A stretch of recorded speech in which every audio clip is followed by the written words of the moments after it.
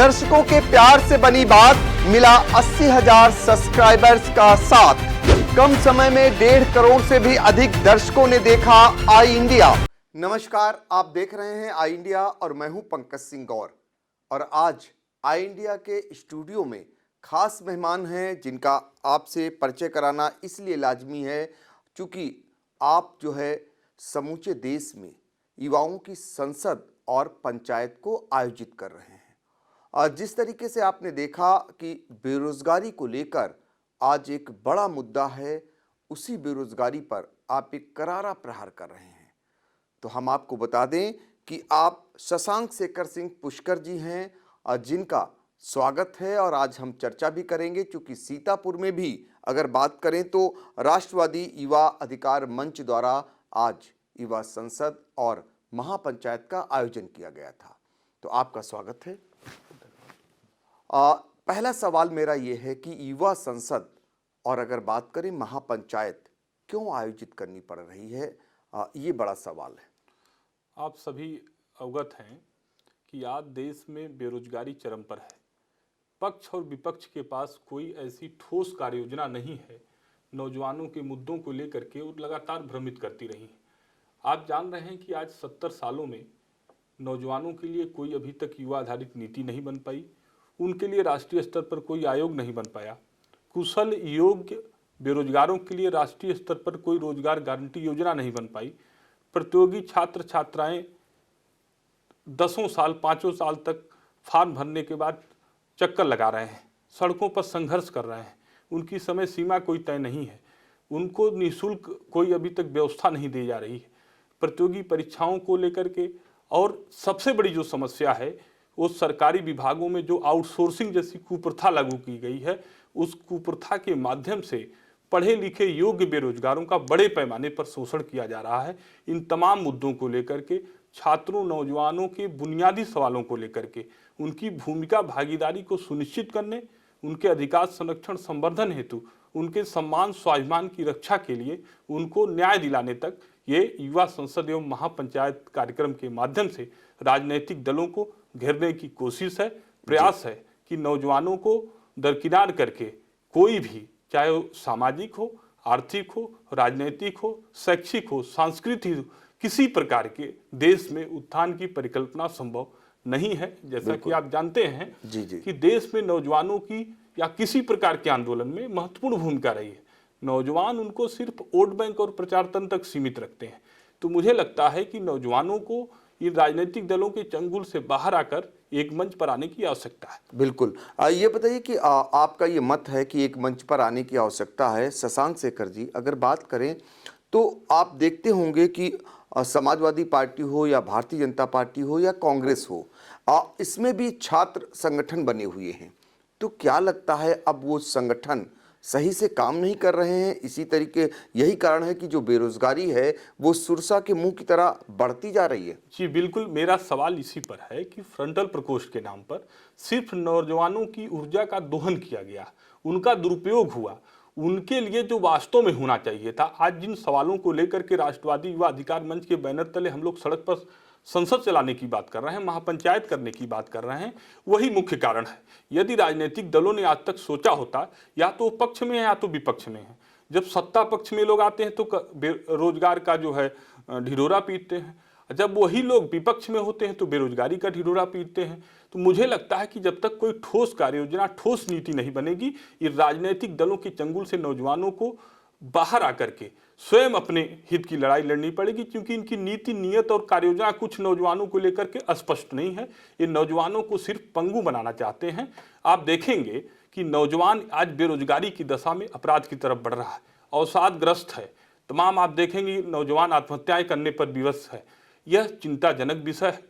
इन तमाम सारी चीज़ों को लेकर के हम लगातार युवा सत्याग्रह, युवा अधिकार महासम्मेलन, तमाम ऐसे कार्यक्रम आयोजित करते रहे हैं देश और प्रदेश स्तर पर।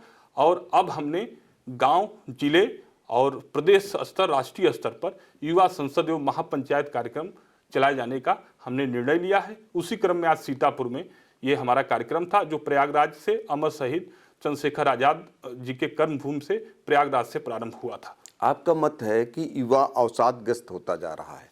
इसके लिए जितनी आप मानते हैं कि सरकार दोषी है, उतनी ही विपक्षी पार्टियां भी दोषी हैं। बिल्कुल, मैं सारे राजनीतिक पार्टियों को, मैं एक किसी पार्टी की बात नहीं कर रहा हूँ, हर राजनीतिक पार्टियों की यही पॉलिसी रही है।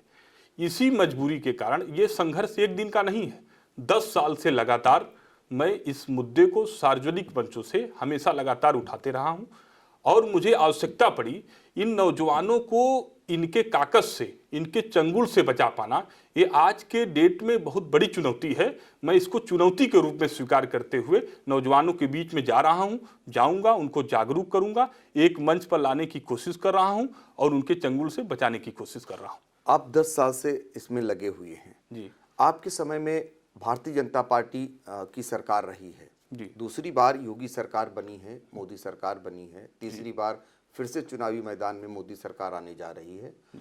आप युवाओं के रोजगार को लेकर इस सरकार को कहां तक सही मानते हैं? सरकार कहती है कि हम बड़े पैमाने पर रोजगार मुहैया करा रहे हैं। आपको क्या लगता है कि ये सरकार क्या वाकई में रोजगार दे रही है या फिर सिर्फ झांसा दे रही है? नहीं, मैं स्पष्ट कर देना चाह रहा हूं कि सरकार के पास कोई पैमाना, वो पैमाना तो करे। आज 1 करोड़ लोग फॉर्म भरते हैं, 1000 वैकेंसी निकलती है, 1000 वैकेंसी निकलती है, 38 लाख लोग परीक्षा देने जाते हैं। ये कौन सी कार्य योजना का इनका विषय है? आप देखेंगे बीएड, एमटेक, बीटेक करने के बाद, लाखों रुपए खर्च करने के बाद क्या किसी को रोजगार की गारंटी है? क्या ये दे सकता है कोई? तो सवाल ये है कि सरकार, मैंने कहा ना कि ये जब पक्ष में होते हैं तो रोजगार बहुत देते हैं, विपक्ष में होते हैं जबकि इनके पास कोई ठोस कार्य योजना नहीं है। तो हमारी मांग है मंच के माध्यम से, राष्ट्रवादी युवा अधिकार मंच की हमेशा मांग है कि जब तक राष्ट्रीय युवा आयोग नहीं बन जाता, युवाओं की कोई नीति नहीं होती, जब तक राष्ट्रीय स्तर पर राष्ट्रीय रोजगार गारंटी जैसी ठोस कार्य योजना, फलदायी कार्य योजना नहीं बनाई जाएगी, तब तक मुझे लगता है कि ये सब खोखले दावे चलते रहेंगे। और यही वक्त है, क्योंकि आप जहां तक अभी बात कर रहे थे प्रधानमंत्री जी की, तो प्रधानमंत्री जी को नौजवानों ने ही हाथों हाथ लिया था, नौजवानों ने रोजगार के मुद्दे पर उनको लाया था। तो जहां तक सवाल है रोजगार का, सारी चीज़ों पर प्रधानमंत्री जी को स्पष्ट करना पड़ेगा, नहीं तो नौजवानों को एक मंच पर आकर के इन लोगों के जो झूठे वादे हैं, खोखले वादे हैं, अब तक जो गुमराह करने की जो पद्धति रही है, उसको बेनकाब करना पड़ेगा। बिल्कुल। तो क्या ये जो युवा संसद और महापंचायत आयोजित कर रहे हैं, इसमें क्या सिर्फ इनके खोखलों को उजागर कर रहे हैं या फिर युवाओं को जगाने का भी, जागरूक करने का भी काम हो रहा है? नहीं, सिर्फ नौजवानों को जागरूक करना, उनको एक मंच पर लाना, उनको अपने अधिकारों के प्रति सचेत करना, यही हमारी जिम्मेदारी है। इन राजनीतिक दलों की साजिश से कैसे बचा जाए, किस तरीके से, जरा बताइए कि आप जब युवाओं को महापंचायत में बुलाते हैं, युवा संसद आयोजित करते हैं, तो उसमें किस तरीके से उनको बताते हैं? यही कि भाई जाति और धर्म के नाम पर राजनीति करने के बजाय ये जो जातिगत और धार्मिक रूप से राजनीति करने वाले लोग हैं, उनसे दूरी बना करके उनसे सवाल कीजिए कि आप नौजवानों के लिए अब तक क्या किए। कोई नीति हो आप बताइए, कोई आयोग राष्ट्रीय स्तर पर बना हो तो बताइए, कोई रोजगार की गारंटी हो आप बताइए कि कोई बीटेक, एमटेक या लेबर क्लास कोई हो जाएगा तो इसको फला जगह नौकरी मिल जाएगी।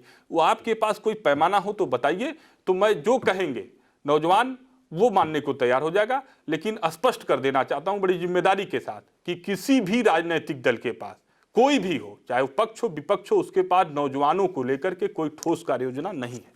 बिल्कुल, कोई ठोस कार्य योजना नहीं है, ये आपका कहना है। और राष्ट्रवादी युवा अधिकार मंच के बारे में अगर हम जानना चाहें, लोगों को बताना चाहें, तो ये कब गठित हुई और अब तक इसने जागरूक कर कितना लोगों को मतलब अवेयर किया?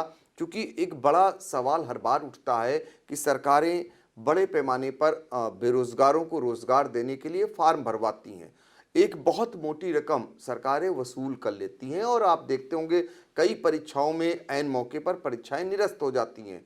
तो वो एक बहुत मोटी रकम कहीं ना कहीं सरकार इनके जरिए भी वो ले लेती है। ये मंच के मुद्दे में प्रथम दृष्टिकोण से इसको पहले लाया गया था। हम लोगों ने इसी का विरोध किया कि करोड़ों रुपए वसूली हो जाते हैं, छात्र नौजवान सड़कों पर संघर्ष करता है, लाठियां खाता है, सरकारें गैर जिम्मेदार तरीके से काम करती हैं। मुझे ऐसा प्रतीत हुआ कि कहीं न कहीं सरकार इन ब्यूरोक्रेट्स के जाल में फंस करके कहीं पंगु तो नहीं होती जा रही है।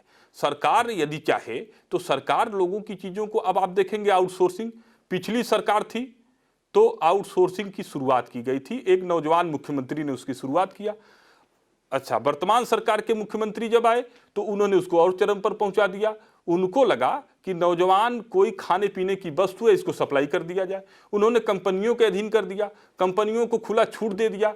जब भी उसमें परिवर्तन करने की बात हुई, कोई योजनाबद्ध तरीके से काम करने की बात हुई, तो ब्यूरोक्रेट्स ने लूटने का एक रास्ता अपना तय कर लिया। आप देखेंगे, आप सभी लोगों को जानकारी है कि बता दीजिए कि आउटसोर्सिंग कंपनियां बिना किसी शोषण के कुछ नौजवानों के किसी को रोजगार मिल रहा हो, ये स्पष्ट है, सब लोग जानते हैं। यह है कि कुछ लोग बातें कह नहीं पाते हैं, नौजवान को डराते धमकाते हैं। नौजवान अपने को डरा सामा मान करके, अपने को बेरोजगार बेसहारा मान करके वो उनके उत्पीड़न का शिकार होता रहा है।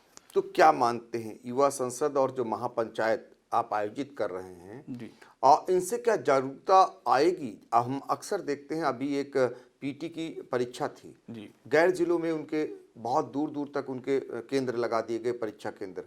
कितनी भीड़ उमड़ी रेलवे स्टेशनों पर, बस स्टैंडों पर, ये बताती है, दर्शाती है कि वाकई में बेरोजगार की संख्या है। क्या मानते हैं, युवा क्या करे, कैसे इस पर रोक लगे? युवाओं के पास सिर्फ मात्र एक विकल्प है कि यदि भविष्य को सुरक्षित और संरक्षित करना है तो उसको एक मंच पर आना पड़ेगा। इन राजनीतिक दलों ने यदि कोई बात सोची होती, मैंने कहा ना कि ठोस कोई कार्य योजना इन्होंने बनाया होता, तो आज इतने लाख लोग सड़कों पे थोड़ी घूम रहे होते। इसके लिए जिम्मेदार ये सारे लोग थे, लेकिन अब हमारी वर्तमान में ये जिम्मेदारी है कि हम उस पर काम करें ताकि आने वाली पीढ़ियां, आने वाला भविष्य सुरक्षित और संरक्षित रहे। राष्ट्रवादी युवा अधिकार मंच आगे क्या करने जा रहा है? जैसा आपने बताया कि आज सीतापुर में आपने महापंचायत युवा संसद की, आगे आपकी क्या पूरी एक योजना है? कहाँ कहाँ आप जाएंगे, कैसे जागरूक करेंगे? पूरे प्रदेश के सभी जिलों में युवा संसद एवं महापंचायत कार्यक्रम के माध्यम से नौजवानों को जागरूक कर रहे हैं। नौजवानों को न्याय मिलने तक सड़क पर हम सदन चलाएंगे, क्योंकि अभी हम सदन में जा नहीं सकते। सदन में जातियों और धर्मों के नाम पर अभी लोगों ने गुमराह कर रखा है, इन राजनीतिक दलों ने जहर भो रखा है समाज के अंदर। तो मुझे सामाजिक परिवर्तन के साथ साथ नौजवानों के बीच में सकारात्मक तरीके से अभी काम करना है, उनके बीच में जाना है। जिले में जाऊंगा, राष्ट्रीय स्तर पर उनको जागरूक करने का काम करूंगा। यदि होगा, आप देखेंगे कोई भी आंदोलन शुरू हुआ है, कोई भी परिवर्तन हुआ है तो इसी तरीके से हुआ है, उसमें नौजवानों की भूमिका रही है। आज हमारे पास तो सैकड़ों की संख्या में नौजवान हैं भी, आप देखेंगे कि किसी के इतने तादाद में नौजवान किसी के पास नहीं है। मुझे नैतिक रूप से 65% नौजवानों का मुझे समर्थन प्राप्त है। कहीं न कहीं वो मकर जाल में, राजनीतिक दलों की साजिश में कहीं न कहीं बेचारे गुमराह हो जाते हैं। उन जातियों की राजनीति में, धर्म की राजनीति में उनको गुमराह कर दिया जाता है। बस उसी चीज़ों से हम लोग कोशिश कर रहे हैं कि बाहर निकाल करके लाया जाए। नौजवान पढ़ा लिखा, योग्य, समझदार है, बस उसकी ऊर्जा का सही और सकारात्मक उपयोग किया जा सके।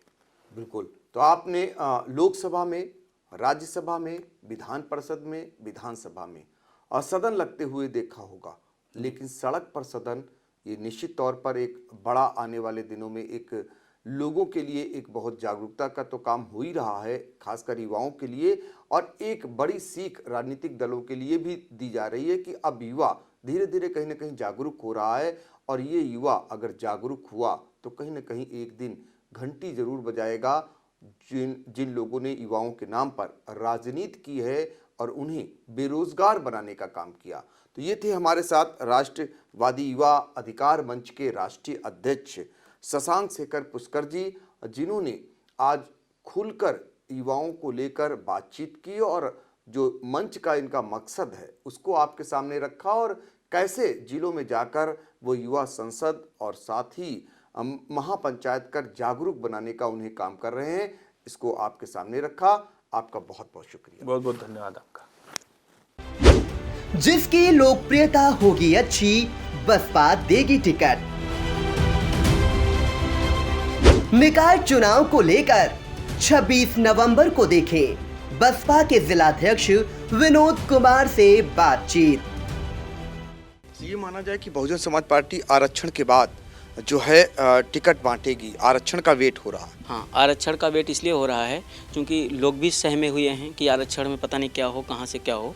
तो इसलिए जो है हम लोग भी बहुत ज़्यादा एक व्यक्ति को प्राथमिकता नहीं दे रहे हैं कि जो है जो आदमी एक बार एक व्यक्ति को प्राथमिकता दें, उसके बाद पता चले सीट ही ना हो वो। तो इसलिए जो है हम लोग क्या कर रहे हैं कि सबके आवेदन लिए हुए हैं और संगठन के साथ काम कर रहे हैं। अभी किसी व्यक्ति के विशेष के साथ काम नहीं कर रहे, संगठन के साथ काम कर रहे हैं। संगठन जैसे ही आरक्षण आएगा तो हम लोग सब लोग मिल करके, हमारे कार्यकर्ता हैं उनकी क्या सलाह रहेगी और किसकी लोकप्रियता अच्छी है उनमें से छांट करके उसको जो है प्राथमिकता दे करके उसको लड़ाया जाएगा।